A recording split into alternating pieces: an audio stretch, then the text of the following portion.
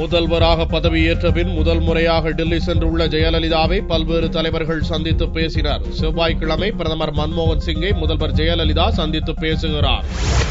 தமிழக சட்டசபை தேர்தலில் அமோக வெற்றி பெற்ற ஜெயலலிதாவுக்கு பிரதமர் மன்மோகன் சிங், காங்கிரஸ் தலைவர் சோனியா ஆகியோர் தொலைபேசியில் தொடர்பு கொண்டு வாழ்த்து தெரிவித்ததோடு டெல்லிக்கு வரும்படியும் அழைப்பு விடுத்தனர். இந்நிலையில் முதல்வராக பொறுப்பேற்ற பிறகு முதல் முறையாக திங்களன்று தலைநகர் டெல்லிக்கு சென்றார் ஜெயலலிதா.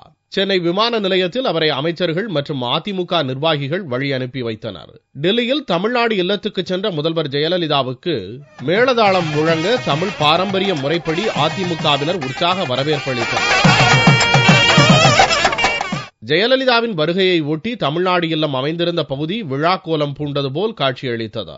தமிழ்நாடு இல்லத்தில் தமிழ்நாடு சிறப்பு காவல் படையினரின் அணிவகுப்பு மரியாதையை முதல்வர் ஜெயலலிதா ஏற்றார். பின்னர் அவரை நிருபர்கள் சந்தித்த போது பிரதமர் மன்மோகன் சிங்கை சந்தித்து பேசிய பின் பத்திரிகையாளர்கள் சந்திப்புக்கு ஏற்பாடு செய்யப்பட்டுள்ளதாக ஜெயலலிதா தெரிவித்தார். I am having a separate press meet tomorrow, inviting you all to lunch also. I'll answer your questions then. Okay, thank you. Tamil Nadu இல்லத்தில் டெல்லி முதல்வர் ஷீலா தீட்சித், இந்திய கம்யூனிஸ்ட் தேசிய செயலாளர் டி ராஜா, பாரதிய ஜனதா செய்தி தொடர்பாளர் ரவிசங்கர் பிரசாத் உள்ளிட்ட தலைவர்கள் முதல்வர் ஜெயலலிதாவை சந்தித்து பேசினர். பிரதமர் மன்மோகன் சிங்கை செவ்வாய்க்கிழமை ஜெயலலிதா சந்தித்து பேசுகிறார். அப்போது இலங்கை தமிழர் பிரச்சினை உள்ளிட்ட பல்வேறு விவகாரங்கள் குறித்து பேச்சுவார்த்தை நடத்த உள்ளார். மத்திய தொகுப்பிலிருந்து தமிழகத்துக்கு கூடுதல் மின்சாரம் வழங்க வேண்டும், பொது விநியோக திட்டத்துக்காக ஒதுக்கப்படும் மண்ணெண்ணெயின் அளவை அதிகரிக்க வேண்டும், இலங்கை ராணுவத்தினரால் தமிழக மீனவர்கள் தாக்கப்படுவதை தடுக்க வேண்டும், இலங்கையிடமிருந்து கச்சத்தீவை திரும்பப் பெற வேண்டும் என்றும் பிரதமர் மன்மோகன் சிங்கிடம் ஜெயலலிதா வலியுறுத்துவார் என்று எதிர்பார்க்கப்படுகிறது.